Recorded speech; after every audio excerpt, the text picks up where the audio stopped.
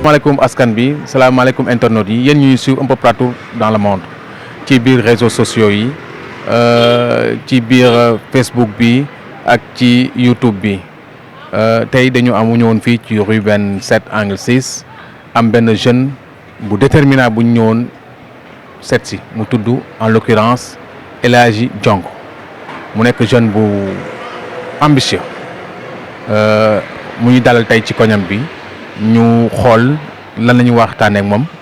salaamaaleykum El Hadji na nga def waa Dak Médina ñoo la seet si woon tey pour def benn entretien ak yow ma bëggoon laaj tuuti nga defal ma benn présentation bu ndaw ci El Hadji Diongue wax ma un peu ci sa cursus scolaire ak su fekkee am nga cursus politique nga baax ñu ci tuuti ñu xool à quel jeune médinois nous avons en face de nous. maaleykum salaam waa Dak Médina maa ngi leen di nuyu bépp mbooloo bi nekk Médina di nuyu bépp doomu Médina di tàmbalee nuyoo bi ci turu ki nga xamante ni mooy le premier magistrat de la commune di Cheikh Ahmadou Bamba Fall maa ngi nuyu bépp kilifa bu nekk Médina di nuyu la jeunesse di nuyu les femmes di nuyu ñëpp di nuyu képp ki nga xamante ni boo xëyee yaa ngi yeewoo Médina wala sax sa xol Médina mi ngi ci maa ngi nuyu ñëpp daal di jaajëfal waa Dak Médina di nuyu internetu tamit waa Dak Médina aussi waaw.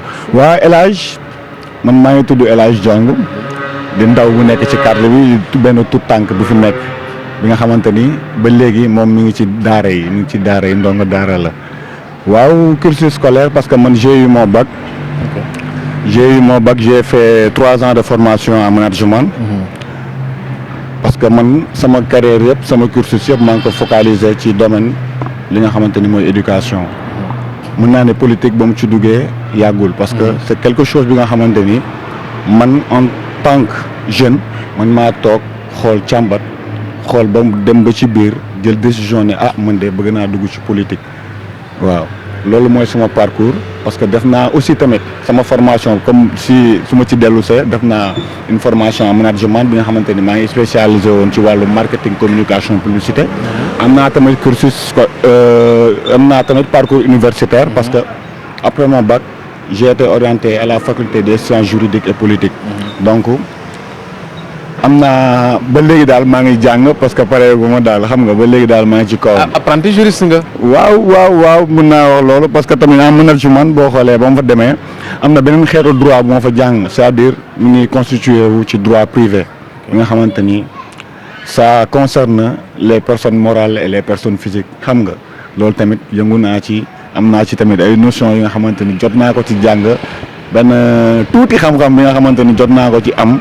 xam nga di ko delloo lépp suñu borom daal di xam ni moom moo ma teg ci yoon boobu. la question que j'aimerais vous poser mooy lan moo tax nga ne da ngay def politique lan moo la ci dugal am na kenn ku la inspiré cette chose là am na benn référence boo gis bëgg ko dugg am na quelque chose boo xam da nga ko mëbët gis ne war nga def politique pour changer ko c'est quoi réellement. effectivement c'est une très bonne question bi ma posé une question bi nga xamante ni neex na ma quoi parce que lu tax c'est le pourquoi des choses. La cause lu waral El Hadji Diongue am engagement bi nga xamante ne nee na il va faire la politique parce que dañu nekk ay ndaw yàlla yóbbuñu ci daara yi même bu dee nasaraan si wala bu dee alxuraan bi ñuy jàng léegi tey bu ñu demee bay jàng am na beneen gis-gis bi nga xamante ne tey am na benn niveau boo xam boo fa tolloo war nga ko am te gis-gis boobu dafa war a ute ak gis-gis bi nga amoon démb léegi gis-gis boobu noonu maanaam en tant que jeune ñuy gis lu bari di xew loo xamante ni c'est à l'insu de la jeunesse lu bëri di xew loo xamante ni la jeunesse ne se sent pas concernée tey en tant que jeune man tamit ma gis ay yu bëri yoo xamante ni man war naa ko mën a apporter dans un premier temps ci sama communauté muy li nga xamante ni tey soit sama quelques ressources yi nga xamante ne wala valeur ajoutée bi nga xamante ni am naa ko ma doole ko ci li nga xamante ni moom laa ci fekk wala illaa mu doon suma doole bu dee am naa ko waaw bu dee am naa ko parce que am naa yéene bu ëpp loolu bu jéggi loolu parce que boo ni Médina rek dafa doon benn quartier bi nga xamante ni quartier bu yàgg la quoi au fait moo jiitu quartier yi fi nekk yëpp donc c'est une fierté tey nga doon un Médinois c'est une fierté sa cursus scolaire sa parcours universitaire yëpp nga dundee ko Médina kon donc forcément war nga bokk ci ñu war a changer la donne wala ñu war a maintenir ce qui est là ah c'est très encourageant de l'entendre venant d'un jeune médinois. gis naa ne arboré nga sa tenue politicien yaa ngi défendre sa leader justement su ma la laajoon nga defal ma benn profilage des futurs candidats à la candidature de la mairie et surtout du futur maire de la Médina profil bi lan lay doon bul ma ne nit bi lay mel dama bëgg des caractéristiques yu koy identifier. Caractéristique. Oui. D'abord quelqu'un ki nga xamante ni day adopter ce qu'on appelle un style de leadership participatif. oui. ki nga xamante ni tey c'est un leader démocrate. oui. koo xamante ni il prend en considération bépp communication. ki nga xamante ni il est là pour résoudre les maux de la population médinoise.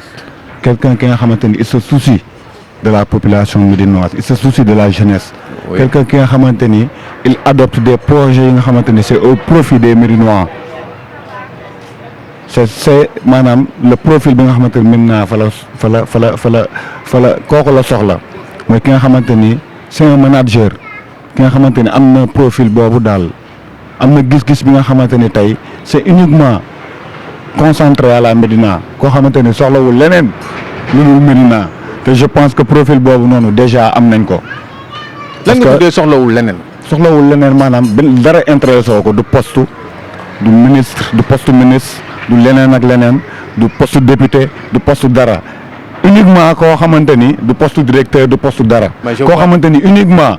Médina moo ko tu es en train de pointer le doigt sur une personne. non même pas juste dama laaj profil quoi et je suis en train de répondre à votre question ci ni nga ko bëggee quoi. non ci ni nga ko bëggee. non ci yow ni nga ko bëggee parce que yaa ma ne profil man dama lay wax profil bi nga xamante ni man vision boobu la am ci Médina. tu diras que y a quelqu'un qui me disait que le profil ça doit être un énarque. ça doit être un énarque. Hein? Un énarque. Quelqu'un qui est sorti de l'ENA.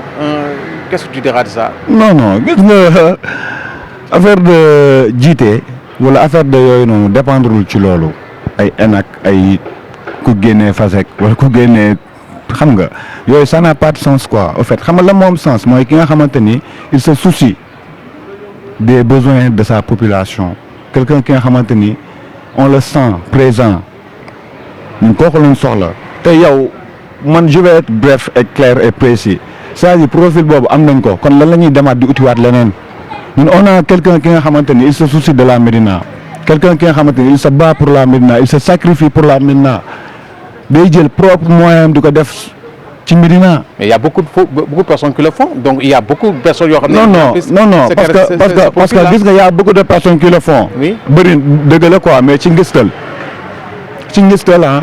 je te dis pas toujours le cas maanaam gis nga bul jaawale loo xamante ni maanaam yëg-yëg la ça vient directement du cœur ak loo xamante ne tey mën naa ko tuddee acharnement wala mën naa ko tuddee leneen ak leneen tey maanaam profil bi mu lay wax nii ki nga xamante ni moom laa yaakaar ni moom moo yor profil boobu muy Cheikh Ahmadou Bamba Fall man dama gis ci moom loolu gis ci moom yu bëri yoo xamante ni man je suis témoin yow mii nii nga xamante ni ci presse nga nekk ci témoin yoo xamante ni def na ko te dërëmu mairie dugg ci. les autres aussi le font te dërëmu seen poche lañ ko. waaw mais dañ koy def ba pare taxawaat ci ne def naa lii. ana importance boobu. souvent il le dit gis nga nit yàlla dafa jàngale sax ne booy def dara maanaam wala booy joxe bu loo génnee sa loxo ndeyjoor bi sa loxo càmmuñ bi sax warul xam ñaata la kon donc loolu mooy sutura quoi mooy sànq li ma wax ci début bi mooy man li ma gën a impressionné ci waa jooju mooy. humilité am ak modesté am. il paraît qu'il n'est pas candidat. Les autres le disent. Non, les autres le disent. Mais est-ce que moi moo leen ko wax. Non, je dis les autres le disent. Qu'est-ce que tu diras les gens qui disent il ne sera pas candidat. xam nga loolu man tontu bu gàtt laa ciy tontu. parce que man je suis 100% bambiste. man aw ma beneen leader wala xaw ma beneen leader man Bamba laa xam te ci Bamba laa nekk comprendre nga te. bu ñu jug ci di ànd ak moom jusqu'à la preuve du contraire. Candidat. Non, bien sûr. C'est sûr. Mais loolu c'est certain. Et s'il fait qu'il n'est que candidat. xam nga lu tax mu ne la candidat. Oui. Parce que ñun ñii nous connaissons Bamba quoi au fait. Il vous a dit qu'il est candidat. Non, non non on le sait il est candidat. Mais il l'a dit. mais il est même bu ko waxul. Il ne l'a pas encore dit. xam nga lu ne fàng kenn du ko jeex. Il l'a pas encore dit. mais xam nga lu tax moom la moom il sera candidat. Oui. da nga may laaj lu tax nga wax loolu. Lu tax nga wax ko. voilà merci parce que moom dafa nekk quelqu'un ki nga xamante ni il se soucie de la Médina quoi bu dee dégg nga fi may waxee quoi.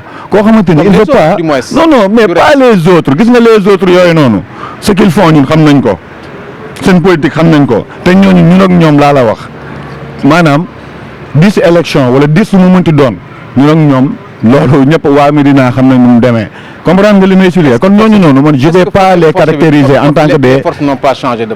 non xam nga tey maanaam. Parce qu'en politique, ce qui est valable aujourd'hui peut ne pas être valable demain. effectivement Ce qui était valable hier peut ne pas être... effectivement mais xam nga la mooy problème Oui. waa Médina. Oui. maanaam Médina dafa nekk quartier bi nga xamante ni c'est-à-dire dañu mature ba pare dañu am benn sens de responsabilité boo xamante ni tey mën nga ñëw indi mbaax nag indi taalibe ñu ñëw waaw xala wuyu si la ci baax bi wuyu si la ci taalibe bi mais ñoom du ñu mës a juum ci tànneef xoolal élection yu fi jaar yëpp wala lu fi jaar yëpp ku nekk mën na ñëw yëngal ndax gis nañ fi ku ne gis nañ fi ay ministres yu dajaloo ay conseillers yu bëri yu fi dajaloo te teewul ni waa Médina bu ñu waree def choix Et ça, c'est dañu du xool l'homme idéal C'est du l'homme passé. qu'il faut ñu def Dans ko. la réalité. mais xam nga tey la réalité tey passé tamit ça fait partie de la réalité Oui. te tey démb moo waral tey Oui.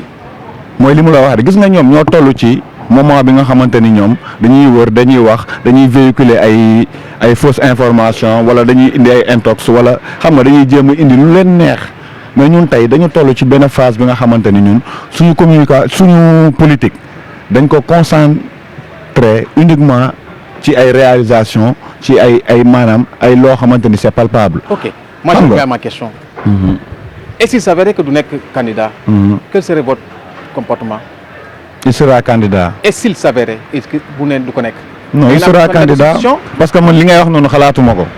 Donc il est candidat. Il est candidat. Et il te l'a dit. non du ma ni il me l'a dit mais je sais qu'il est candidat il sera un candidat. C'est le un profil idéal pour la Médina. C'est un vœu pieux.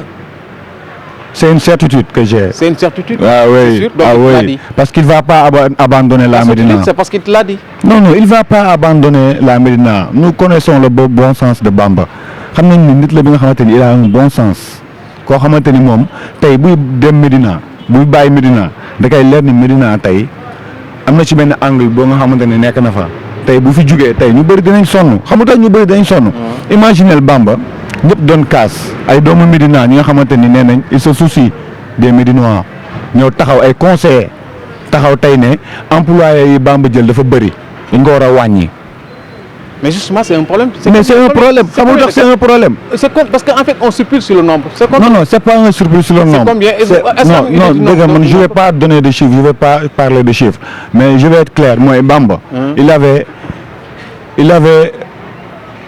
avait un seul objectif. Lequel? Moi, fexe ba bépp doomu Médina, bépp jeune Médina mënal dara sa bopp. Mais ça, c'est illusoire. mënal dara sa bopp. C'est de l'utopie. Non xam nga tey mën nga wax benn affaire tey mën nga nekk leader. C'est presque impossible. mais non c'est pas impossible. Rien n'est impossible dans la vie. Même l'État, ça les échappe. mais tey il peut faire de sorte que ni tey majeure partie jeunesse bi dinañ am emploi. mais déglu ma rek xaaral mu ñëw da nga may bàyyi ma leeralal li majeure partie bi tey bu ñu amee emploi tey mu casé leen tey ñoom dinañ am tey benn masse salariale bi nga xamante ni dinañ ko am quoi. Ça c'est l'idéal. waaw c'est l'idéal après damay ñëw idéal boobu noonu tey am na prospection parce que tey ci idéal boobu ngay wax noonu muy salaire bi mu lay wax ni tey yow en tant que fils doomu Médina da nga koy am tey dina la permettre yow en tant que jeune di nga mën a dimbali ñu bëri surtout sa côté famille surtout sa côté ay wajur surtout sa côté lépp. Ça c'est le côté social. C'est le côté social. Donc moom li ma la wax c'est clair mooy moom à chaque fois il essaie de mettre les jeunes Médinois dans des conditions de performance. maanaam da leen di teg ci code teg leen ci voie mais léegi yow après am na loo xamante ni c'est ce qu'on appelle le déterminisme mooy yow su ma la tegee ci yoon teg la ci code après yow sa wàllu bopp yaay am ce qu'on appelle persévérance am engagement ne man de am na ci voie bu ma tegu léegi man ci voie boobu du ma ko wàcc damay jéem a échelonné jéem a yéeg bu ko defee man li ñu ma defaraloon démb mën ko defaral ñeneen. Est-ce que am nga ambition d'être au piédestal en faisant de la politique? Demain que tu sois le maire de la Médina par exemple. parce que gis nga tey. Am na ci ambition. dans la vie wala da nga bëgg nekk un jeune qui suit toujours. non parce que gis nga àdduna. Oui. kenn ñaanul yàlla nekk ci dara rek. benn mbir rek di daw. donc tey ñaan nañ yàlla. donc bokk na sa non xam nga sama ambition lan la. oui bokk ci les gens yi nga xamante ni ñoom maanaam ñooy besoin de la Médina le besoin gens yi nga xamante ni tey Médina daf leen di soxla te loolu tey soxlawul nga nekk maire pour doon ko tantôt wax nga ko. donc yow bi ngay dugg si politique ban ambition nga ci am. ban ambition laa ci am pour mën a doon baatu ñi nga xamante ni tey sama ay morom lañ te amuñu baat. pour l'être il faut être au piédestal. waaw mais loolu dëgg la parce que politique lépp ay étape la. oui lépp ay processus la. mais tey mënoo tëb rek xam nga. mais bokk na si ambition de l'être. mais pas tout. je ne sais pas quoi. Pas aujourd'hui, je ne sais pas peut-être Donc, tu n'es pas j'ignore vraiment ce que l'avenir nous réserve. donc tu n'es pas ambitieux. waaw mais li ma bëgg a ñëw mooy. oui maa ngi jégalu mais mooy conseillers yi mu lay wax nii. oui ñu ne ñoom su ay représentants de la Médina lañ. oui ñu ne ñoom ñooy baatu Médina tey problème mu chômage ñëpp xam nañ ko tey ANSD boo fa demee wala ANPEJ agence nationale pour la promotion et l'emploi de la jeunesse. ñooñu boo fa demee tey maanaam bu ñu la génnee ay sondage génne les statistiques yi nga xamante ni tey Sénégal y a un problème d'emploi yi nga xam ne Sénégal tey y a un problème d'emploi comprendre nga.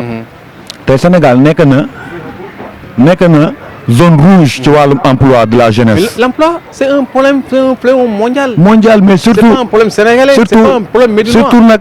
su fekkee ne ñii am doole mu ñu ko surtout nag à plus forte raison. mais attendez parce que tey bu ñu jaawale quoi parce que tey li nga wax nii mën nañ ci waxtaan ci côté économiquement. Oui. économiquement parlant. Oui. y a ce qu'on appelle chômeur et inactif parce que tey boo ñu chômeur. Bon, c'est- waaw donc xaar rek ma leeralal la c'est- xaar ma leeralal la rek. c'est- parce que boo ñu chômeur. Ouais. tey mooy quelqu'un nga xamante ne am na ay diplôme ay lijaasam te amul liggéey. qualification. am na qualification am certification Ouais. professionnelle te amul liggéey. C'est ça. mais tey un inactif mooy quelqu'un nga xam ne amul liggéey amul métier amul dara. sans emploi moo. sans emploi. waaw. justement da ngay revenir ma revenir sur benn question.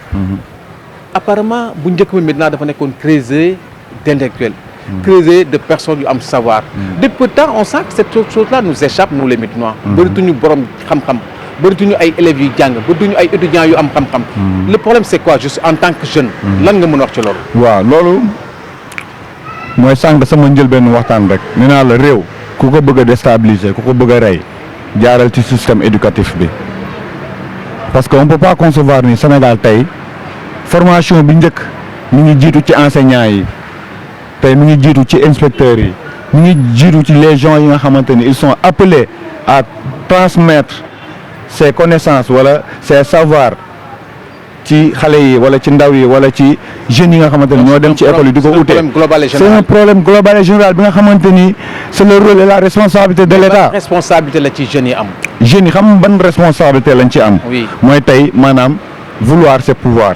oui parce que tey boo demee tey ba yëngu ci dara boo demee tey ba ni lii am naa ci yaakaar da nga ci war a xar sa kéemtulaay kàttan. donc maanaam da nga war a def sacrifice. da nga leen di exhorter à que ñu redoubler d'effort à ce que ni xam-xam yamul rek ci lu la maître bi di la jàng il faut avoir la culture de faire des recherches yi nga xamante ni ça t'est propre c'est ce qu'on appelle une valeur ajoutée maanaam doo yem maanaam tu as les moyens tu as la nouvelle technologie li nga xamante ne soxlootul ngay sol sac di jàngi mën nga nekk fi nga nekk nga jàng c'est-à-dire nit culture boobu ngay am mooy du ma yem fii fee laay def même bu fekkee état bi négligé na c'est de l'ambition ça. c'est de l'ambition jeunesse da ngay am ambition même bu fekkee état négligé na volet éducatif boobu yow en tant que jeune am nga loo jot a xam à la base mais à travers loolu mën nga ko utiliser nga ressourcer wu. La question qui me vient à l'esprit c'est quel jeune pour la Médinois et quel jeune par la Médina. bu la loolu loo may tontu. waaw tey dama lay wax jeune pour la Médina mooy. et pour la Médina. et pour la Médina maanaam tey mooy jeunesse bi nga xamante ni tey c'est-à-dire day am une maturité day am un bon sens day am ce qu'on appelle le savoir-faire day dem tamit sàkku ji xam-xam tey pour la Médina il faut ces jeunes là il faut cette jeunesse là jeunesse bi nga xamante ni tey c'est-à-dire day jël tout ce qui est intérêt perso tout ce qui oriente vers li nga xamante ni c'est son propre compte mu teg ko ne le œuvrer ci benn cause bi nga xamante ni c'est la volonté générale jeunesse boobu la xam nga la par la Médina mooy tey ñun ñi nga xamante ni ñoom ñoo fi nekk tey ñoom ñooy def li nga xamante ni tey jeunesse bu nekk boo yëngoo ci dara wala nga nekk ci benn domaine dañ la mën a établir ay moyens wala ay possibilités yoo xamante ni yow li ngay def di nga ko mën a exploiter kon donc c'est un double rôle quoi muy la jeunesse et les acteurs waaw muy la jeunesse et les acteurs ku ci nekk tey war nga mën a am nga rôle bu déterminant booy jouer pour la Médina te ku nekk bu ci bàyyee benn day feeñ parce que c'est deux choses complémentaires benn mënul dem bàyyi sa morom 50-50. ñi ngi dem émission bi neex na trop mais comme il faut mu jeex. lan moo nekk sa dernier mot ban appel ngay def pour les jeunes surtout les jeunes de la Médina ban appel ngay def. waaw situation yi fi am yëpp parce que situation yu weesu yëpp. dëgg parce que boo xoolee situation réew mi ak pandémie bi doy na waar ak deuxième vague bi doy na waar trop parce que boo xoolee deuxième vague bi moo gën a garaaw parce que cas yi mu ci dégg ak moor yi dégguma ko woon au début te psychose bi ci première vague bi lañ ko gënoon instauré ci doomu aadama yi. may ñaax jeunesse bi di ñaax la population sénégalaise à ce que ñu respecter les mesures barrières les consignes tey maanaam couvre-feu bi mën naa ni c'est un mal nécessaire parce que tey neexul ñu lay tëj mais c'est nécessaire parce que tey y a un ennemi vicieux bi nga xamante ni mi ngi ci biir réew mi ngi ci biir kenn mënu ko identifier te à tout moment ak fu nekk mën na la dal te li lay laaj méttiwul mooy nga sol masque nga respecter les distanciations physiques nga benn heure bi sax à part seddaay bi à partir de 21 heures normalement war a am benn activité nga toog sa kër moom mooy jàmm parce que tey sa kër boobu ngay toog de un yaa ngi sauver sa bopp mais jàppal ni yaa ngi sauver des milliers et des milliers de personnes parce que yow mi contaminé wu mën nga contaminé waat 10 000 personnes yoo xamante ni yëpp à la base yow lay jógee loolu la ba pare di delluwaat di wax jeunesse bi quoi ne leen politique du diine du tarixa maanaam politique dafa doon loo xamante ni noblesse en science politique te politique da nga koy def ci benn aspect ak ci benn angle bi nga xamante ni ku la gis da lay respecter ku la gis da lay naw mais tey dafa am politique boo xamante ni politique poison laa ko tuddee boo xamante ni tey moom lañ commencé di étaler ci Médina bi fii mooy tey da ngay gis ay kilifa ay leader ñu ne ñoom ay leader lañ jiite ay jeunes te ba pare di leen inciter à ce que ñoom ñuy dem ci ay violations morales bay aller ci ay violations physiques ba pare tourner xam nga rek yooyu rafetul ñun on est une jeunesse tey même bu dee appartenance politique am na divergence politique mënul ñàkk mais teewul ñun après en dehors de loolu noonu yëpp ñun yëpp on est une famille dañu war a consolider wu di xàccandoo di dóorandoo pour l'intérêt de la Médina te tey am na ci ay leaders yoo xamante ni tey li ñuy nekkee ci Médina bi rafetlu wu ma ko parce que ñoom si tu veux te faire remarquer mais tu poses des actes noonu ngay def mais doo nekk jàpp benn turu koo xamante ni yàllaa ko teg fi mu nekk nga téye ko di ko wax lu ñaaw di ko yàq lu ñaaw koo xamante ni il se sacrifie pour la Médina il se bat pour la Médina il perd même ses biens pour la Médina nga jël loolu noonu ba pare nga kooku da nga ko war a jaajëfal da nga war a maanaam delloo njëkkal mais waroo retourner di jël ay wax yu ñaaw di ko fi teg di ko kii nit ki booy xeex da nga tu respectes les règles de l'art opposant day am fépp mais booy opposé wu tey am nga loo xamante ni war nga ko mën a taxawee mooy lan le respect ak lan discipline loolu da nga koy boole ci lépp waaw te wàllum politique nag ku mu neex mën nga samp sa géew fii ci Médina ku mu neex mën nga woote ku mu neex mën nga def lu la neex wax bu la neex mais ñun dañu am culture politique ñun ñi nga xamante ni ñoo ànd ak Bamba dañu am ce qu'on appelle culture am éducation am ce qu'on appelle le savoir-faire te on est très bien formé ci lu ñuy def waaw amul koo xamante ni tey mën nga ñëw taxaw wax te ñun du ñu am ay argument yu solide yoo xamante ni dañ ko indi défendre ki nga xamante ni mooy suñu leader ñun ci loolu lañ ñu yar mais yaruñu ci teesante yaruñu ci xuloo du suñu wax ñuy wax nag dinañ wax ñuy jëf dinañ jëf waaye ñun tollootuñu ci tontu wax saagante wala dóorante ñun léegi xam na la ñuy tontoo mooy suñu ay réalisation ak suñu ay bilan yu positif parce que lu nekk xalaat nañ ko fi ay Cour des comptes ñëw fi ku nekk di am lu mu wax tey ñooñu buñ fi ñëwee satisfaction lañ fi jëlee ñoom xam nañ ni si bu Sénégal amoon 10 maires yu mel ni Bamba kon tey émergence bi ñuy wax ni dinañ sax teg ay jéego mais dommage Sénégal mën naa ni Bamba rek la ñu am en tant que maire bi nga xamante ni il se soucie des besoins de sa population moom rek la ñu am ba pare di delluwaat di wax ci conseillers yooyu parce que rafetul ay doomu Médina ñoo xamante ne ay soutien de famille lañ nekk ci dëkk bi ah di taxawaalu nii te kenn tegu leen ko ku dul ñoom ndax ñoom ñoo ni lu mairie bi jël ci ay employés dafa bëri nañ leen wax te loolu en tant que jeune man ñaawlu naa ko trop parce que ku dolliwul ci cin li waroo tibb dara ci cin li di ko tuur loolu daal laa amoon lu mu wax di jaajëfalaat waa Dak Médina di jaajëfal waa Médina sama waa koñ. waaw du ma terminer te aw ma benn message bu ma lancé par rapport ak ñi nga xamante ni tey ñoom ñoo nekk de l'autre côté du monde parce que boo déggee de l'autre côté du monde mooy ñi nga xamante ni ñoom ñu ngi ci l'autre face de l'iceberg quoi ñooñu tey dañ leen di comprendre quoi dañ leen di comprendre parce que ñoom ñëpp tey xeex bu ñuy xeex nii tey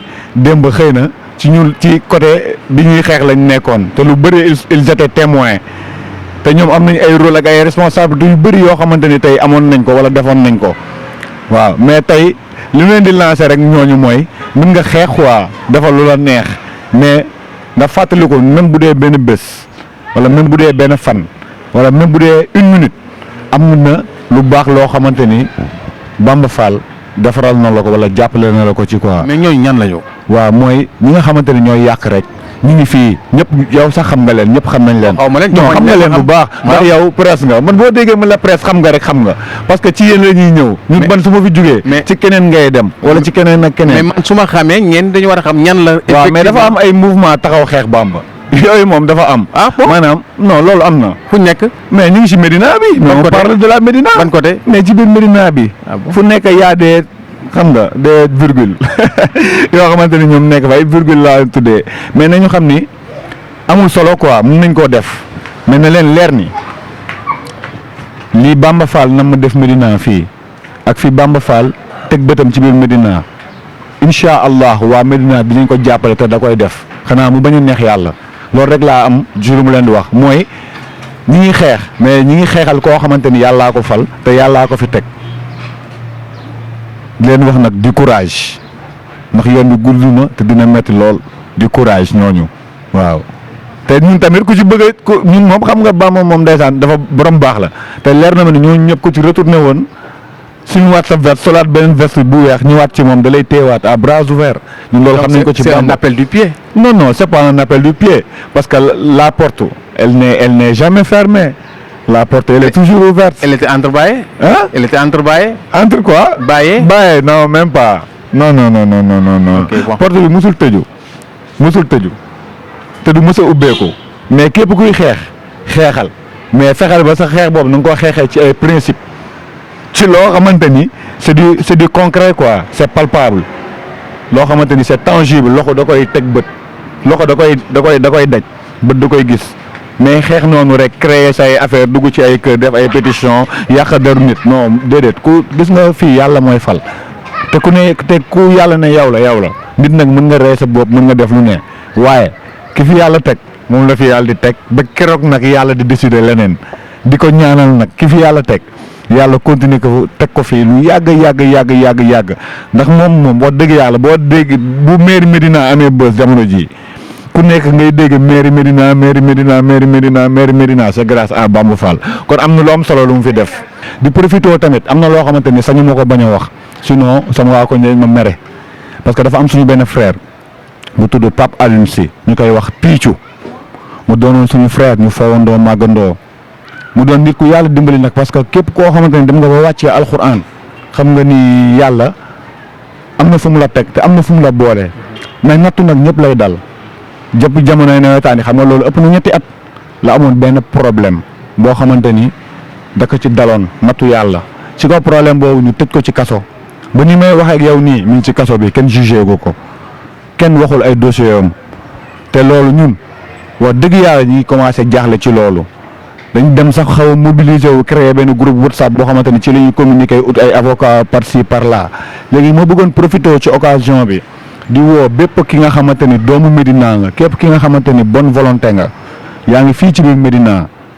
ma lay woo nga ñëw dimbali ñu nag du cadre dem police wala dara mais nga dimbali ñu ci avocat yi parce que fi mu nekk defe naa ay avocat yu baax rek ko fi mën a tax ñu yëngalaat dossier bi di woo kilifa yëpp nag au nom de la Médina di ko woo au nom de la jeunesse médinoise parce que booy boobu ñëpp ko xam ku am ak jàmm ñëpp la ku baax booy boo xamante ni il était disponible ku amoon njëriñ ci fii nii parce que même man mii sax sama frère la mën naa la wax loolu parce que dama ko considéré comme frère mooy woo bépp kilifa bu nekk Médina képp kuy def te yàlla tax di tàmbalee woote bi ci ki nga xamante ni mooy suma leader Cheikh Ahmadou Bamba Fall maa ngi woo ñëpp ñu jàpp ci utal ko ay avocat ndax ñor nañu te ñu ngi ciy dox suba ngoon guddeeg bëccëg ndax ku ko defaral defaraloo ko de sa bopp nga ko defaral ndax fee mu nekk jombul kenn ndax ku defa ngi fa ku deful ngi fa waaw loolu laa amoon daal ci li may sànni ci dernier mot. merci di jaajëfal waa Dak Médina bu baax. merci di leen remercier ok merci beaucoup. merci ok chef.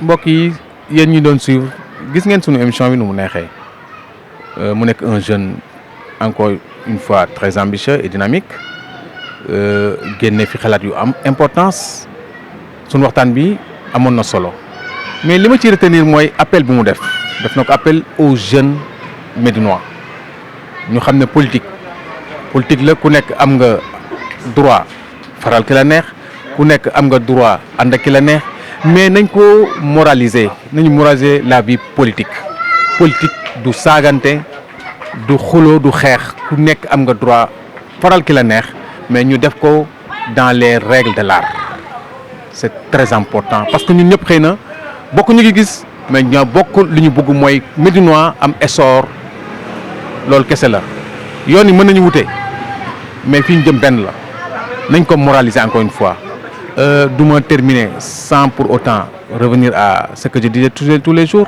bu ñu fàtte yéen ñi nga xam ne yéen a nekk ci adduna bi di ñu dolli di ñu suivre dem leen suñu page Facebook suivre leen ñu dem leen ci YouTube bi na ngeen abonné ci suñu page YouTube li may wax toujours teng bi na ngeen ko dégg boobu yéen a ngi ci